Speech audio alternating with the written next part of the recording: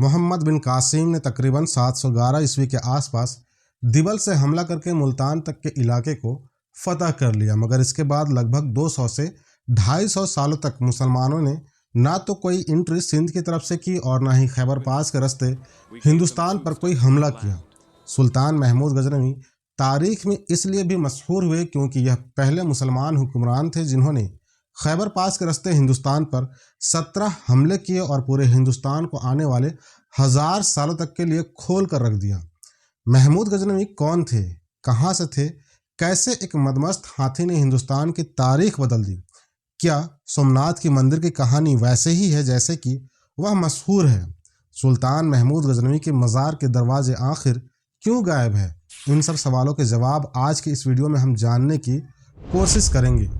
बात शुरू होती है साल 977 ईस्वी में कि जब महमूद गजनवी के वालिद अमीर सबुक्तुगीन ने अफगानिस्तान के इलाके गजनी में एक सल्तनत कायम की जो तारीख में गजनवी सल्तनत के नाम से मशहूर हुई और अपने उरूज के दौर में यह सल्तनत उन तमाम इलाकों तक फैली हुई थी जो आज के पश्चिमी पाकिस्तान, अफगानिस्तान और पूर्वी ईरान तक कहलाते हैं। इसके अलावा यह दरियाए आमू से वस्ती एशिया तक के इलाकों में फैल चुकी थी। जिस ज़माने में गजनी में अमीर सबुक्तुगीन की गजनवी सल्तनत कायम हुई थी उस वक्त पूरा का पूरा हिंदुस्तान, जिसमें मौजूदा पाकिस्तान और अफगानिस्तान के भी कुछ हिस्से शामिल थे, सैकड़ों राजाओं और महाराजाओं में बटा हुआ था। इतिहासकार लिखते हैं कि महमूद गजनवी 20 साल की उम्र में एक दरमियानी कद के हट्टे कट्टे मजबूत और ताकतवर नौजवान सिपह सालार बन चुके थे। जिन तलवारों और भालों का इस्तेमाल वो क्या करते थे उसको कोई आम इंसान उठा भी नहीं सकता था।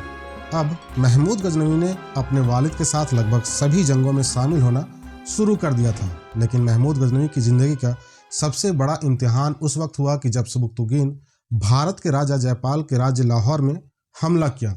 सबुक्तुगीन के हमले के जवाब में जयपाल भी एक बड़ी फौज लेकर के मुकाबले के लिए निकल पड़ा। दोनों फौजों में बड़ी ज़बरदस्त जंग हुई और इस फौज में महमूद गजनवी भी अपने आप को साबित करने में कोई कसर नहीं छोड़ा। लेकिन राजा जयपाल की फ़ौज के साथ सबसे ज़्यादा परेशानी की जो बात थी वो यह थी कि जिस इलाके में यह जंग लड़ी जा रही थी वह इलाका बहुत ही ठंडा था और राजा जयपाल की फ़ौज में ज़्यादातर सैनिक ऐसे थे जो इस ठंड को बर्दाश्त करने की ताकत नहीं रखते थे, जिसकी वजह से राजा जयपाल की फ़ौज महमूद गजनवी की फ़ौज के सामने ज़्यादा देर टिक नहीं सकी और मजबूरन राजा जयपाल को सबुक्तुगीन से यह दरख्वास्त करनी पड़ी कि आप 10 लाख दिरहम और 50 हाथियों के बदले हमसे सुलह कर लीजिए। सबुक्तुगीन तो इस बात पर राजी हो गया, लेकिन महमूद गजनवी इस सुलह के लिए तैयार नहीं था। इसी बीच राजा जयपाल की फ़ौज का एक एलची आया और उसने सबुक्तुगीन को यह मशवरा दिया कि आपको चाहिए कि आप फ़ौरन यह सुलह करने के लिए राजी हो जाए, क्योंकि राजपूतों की यहाँ यह चलन है कि जब भी उनके सामने ऐसे मुश्किल हालात आते हैं तो वह अपने बीवी बच्चों को कत्ल करने के बाद खुद मैदान जंग में दुश्मन के सामने कूद पड़ते हैं और ऐसी सूरत में उनके सामने किसी के लिए भी टिकना नामुमकिन हो जाता है। यह सुनकर के सबुक्तुगीन फ़ौरन यह सुलह करने के लिए तैयार हो जाता है। राजा जयपाल अपने साथ सबुक्तुगीन के सिपाहियों को लेकर के लाहौर वापस आ जाता है ताकि उन सिपाहियों के हाथ सुलह की रकम अदा की जा सके। लेकिन लाहौर पहुंचते ही राजा जयपाल ने फ़ौरन उन सभी सिपाहियों को कैद में कर दिया और एक बार फिर से सबुक्तुगीन से जंग करने के लिए नई तरीके से तैयारी करने लगा। इस बार राजा जयपाल अपने साथ दिल्ली, अजमेर, कालिंजर और कन्नौज जैसे हिंदुस्तान के दूसरे राजाओं से संधि कर उनकी फ़ौज को भी अपने साथ मिलाने में कामयाब हो गया। अब राजा जयपाल की फ़ौज लगभग 1 लाख का आंकड़ा पार कर चुकी थी। जब यह फ़ौज सबुक्तुगीन के मुकाबले के लिए पहुंची तो सबुक्तुगीन के होश उड़ गए, क्योंकि इस वक्त उनके पास इस 1 लाख की फ़ौज से मुकाबला करने के लिए बहुत ही छोटी सी फ़ौज मौजूद थी। इसलिए सबुक्तुगीन ने अपने बेटे के साथ मिलकर एक नया मंसूबा तैयार किया और अपनी पूरी फ़ौज को कई हिस्सों में बांट दिया और उसके बाद जयपाल की बड़ी फ़ौज में सिर्फ उन जगहों को तलाश किया जो सबसे ज़्यादा कमज़ोर थी। फिर जयपाल की फ़ौज पर डायरेक्ट हमला करने के बजाय अपनी छोटी छोटी टुकड़ियों से उसने उन कमज़ोर जगहों पर हमला करवाया। सबुक्तुगीन का यह अजीब और अनोखा प्लान काम कर गया और राजा जयपाल की फ़ौज चाह कर भी सबुक्तुगीन के मुकाबले में ना टिक सकी और एक बार फिर से राजा जयपाल बड़ी बुरी तरीके से हार का सामना करना पड़ा, जिसकी वजह से न सिर्फ हिंदुस्तान का बहुत सारा इलाका सबुक्तुगीन की सल्तनत में शामिल हो गया, बल्कि साथ ही साथ सबुक्तुगीन ने धोखा देने के जुर्म में राजा जयपाल से इस बार बहुत भारी रकम वसूल की। 998 में सुबुक्तगीन की वफात हो गई, जिसके बाद अबू अल कासिम महमूद गजनी का नया सुल्तान बना। अपनी सल्तनत को संभालने के बाद सबसे पहले उसने हिंदुस्तान की तरफ नज़र की। हिंदुस्तान को फतह करना महमूद गजनवी का सबसे बड़ा सपना था। महमूद गजनवी ने भारत पर अपना पहला बड़ा हमला 1001 में किया, और यह हमला किसी और पर नहीं बल्कि गजनी सल्तनत के पड़ोसी रियासत के राजा और महमूद गजनवी का पुराना दुश्मन राजा जयपाल के ऊपर था। और महमूद गजनवी एक बार फिर से अपने और अपने वालिद के पुराने दुश्मन को हराने में कामयाब हो गया। न सिर्फ कामयाब हुआ बल्कि इस बार उसने राजा जयपाल को जिंदा पकड़ लिया। लेकिन महमूद गजनवी ने फिर से एक बार एक मोटी रकम वसूल करने के बाद राजा जयपाल को जिंदा छोड़ दिया। राजा जयपाल जिंदा छूट जाने के बाद शर्म की वजह से अपने आप को जलाकर खुदकुशी कर ली, जिसकी वजह से राजा जयपाल की बची हुई रियासत की बागडोर अब उसके बेटे आनंदपाल के पास आ गई। आनंदपाल अपने पिता की मौत की वजह से बहुत ही ज़्यादा गुस्से में था और वह किसी भी हाल में महमूद गजनवी से अपने पिता का इंतकाम लेना चाहता था, और इसलिए उसने कई बार महमूद गजनवी पर हमला भी किया। लेकिन पहले की तरह ही हर बार आनंदपाल को महमूद गजनवी के मुकाबले में सिर्फ हार का ही सामना करना पड़ा। आखिरकार 1008 में आनंदपाल ने एक बड़ी जंग करने का फैसला किया, और जंग से पहले आनंदपाल ने वह तैयारी की कि शायद महमूद गजनवी इसके बारे में कभी उम्मीद भी नहीं कर सकता था। आनंदपाल की दरख्वास्त पर आज़ेन, ग्वालियर, कन्नौज, दिल्ली, अजमेर और कालिंजर के राजाओं की फौज जमा हो गई। कहा जाता है कि इस जंग के लिए भारत की हिंदू महिलाओं ने भी अपने जेवर गहने उतार कर फौज को दे दिए। 1008 में होने वाला इतिहास का यह मशहूर जंग पेशावर के एक इलाके में लड़ी गई। अपनी फौज की कम तादाद को देखते हुए महमूद गजनवी ने एक बड़ी सी खंदक यानी कि गड्ढा अपने चारों ओर खुदवा लिया, जिसके बाद दोनों फौजें आमने सामने हुए तो 40 दिनों तक दोनों फौज बिना किसी झड़प के एक दूसरे के सामने खड़े रहे, जिसके बाद 41वें दिन दोनों तरफ से तीरों की बारिश शुरू होने लगी। शुरू में तो इस जंग में आनंदपाल की फौज का पलड़ा बहुत ही भारी लग रहा था, और ऐसा महसूस हो रहा था कि मानो कुछ देर के अंदर ही आनंदपाल की फौज महमूद गजनवी की फौज को कुचल डालेगी और आसानी से यह जंग जीत जाएगी। लेकिन फिर अचानक से एक ऐसा हादसा हुआ कि जिसकी वजह से न सिर्फ पूरी जंग का पासा पलट गया, बल्कि अगर यह कहा जाए कि हिंदुस्तान की आने वाली तारीख बदल गई तो यह कहना भी गलत नहीं होगा।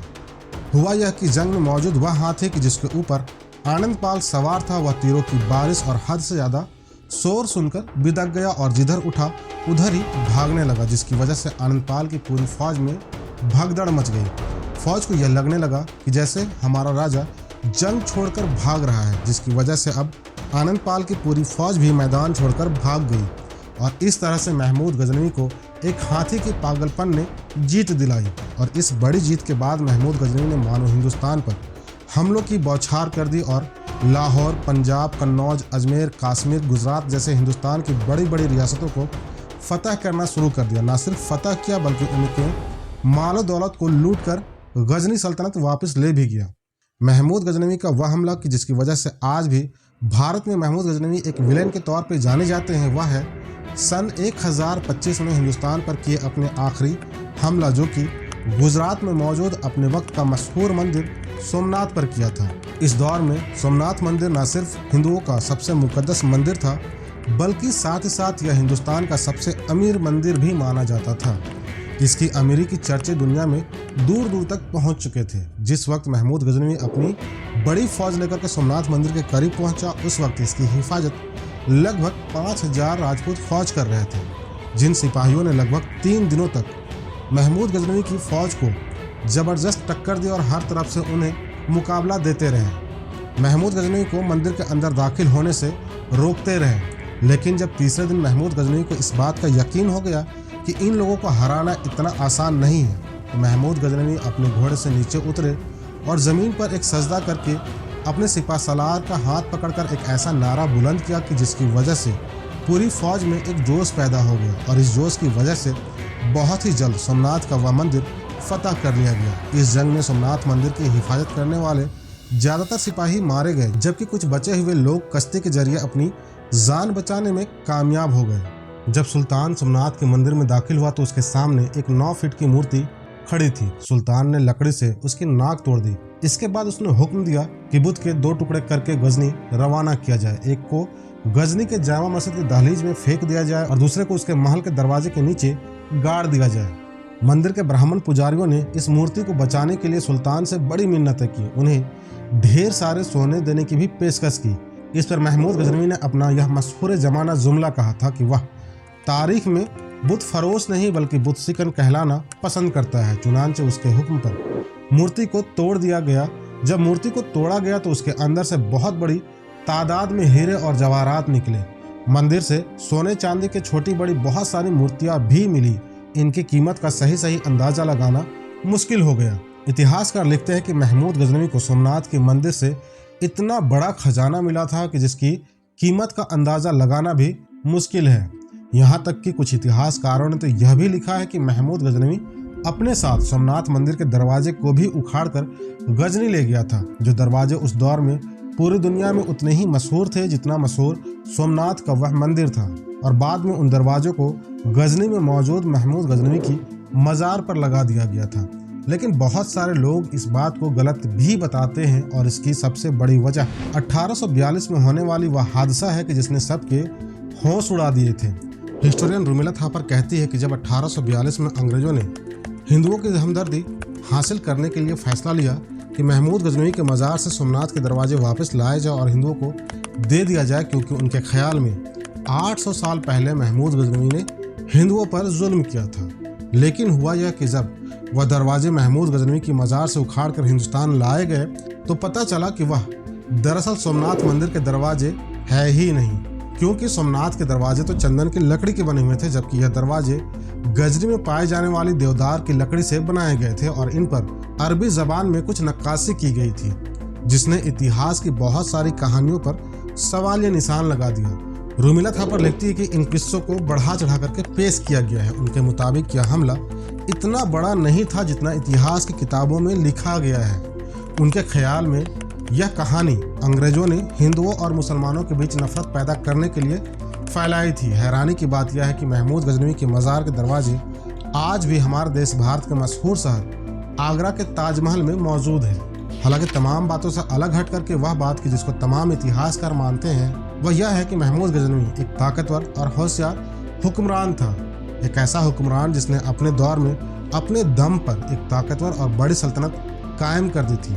29 अप्रैल 1030 को 63 साल की उम्र में महमूद गजनवी की पथरी की लंबी जानलेवा बीमारी की वजह से मौत हो गई। महमूद गजनवी की कब्र आज के दौर में अफगानिस्तान के गजनी शहर में मौजूद है। महमूद गजनवी का मंदिरों को तोड़ने वाली घटनाओं को लेकर के हिस्टोरियन राम पुनियान का कहना है कि ये सब हिंदू नफरत में नहीं था, क्योंकि अगर सच में ऐसा होता तो गौतम बुद्ध की 53 फीट लंबी और दूसरी 35 फीट लंबी वो मूर्तियां जो महमूद गजनवी के ज़माने से पहले से अफगानिस्तान में मौजूद थे और जिसको तालिबान ने तोड़ा उसे उसी वक्त महमूद गजनवी तोड़ चुका होता। और आज भी पाकिस्तान के कई इलाकों में महमूद गजनवी के दौर से भी पहले के मंदिर मौजूद है, जो इस बात को साबित करती है कि महमूद गजनवी ना ही हिंदुओं से नफरत करते थे और ना ही उन्हें मंदिरों से नफरत थी। उनको सिर्फ दौलत की ख्वाहिश थी जो उन्हें भारत में भरपूर मिला। दोस्तों, इतिहास जितना पुराना होता है वो उतना ही धूमिल होता जाता है और वक्त के साथ उसमें उतनी ही कहानियाँ गढ़ी जाती है। आप हमें कमेंट्स में ज़रूर बताइए कि आपके ख्याल में सुल्तान महमूद गजनवी एक हीरो था या एक ताकतवर सुल्तान जो एक ताकतवर रियासत कायम करना चाहता था और इसके लिए वो कुछ भी करने को तैयार था। साथियों, वीडियो को लाइक करें, दोस्तों को भी शेयर करें और हमारे चैनल को सब्सक्राइब करके बेल आइकन ज़रूर प्रेस कर लें।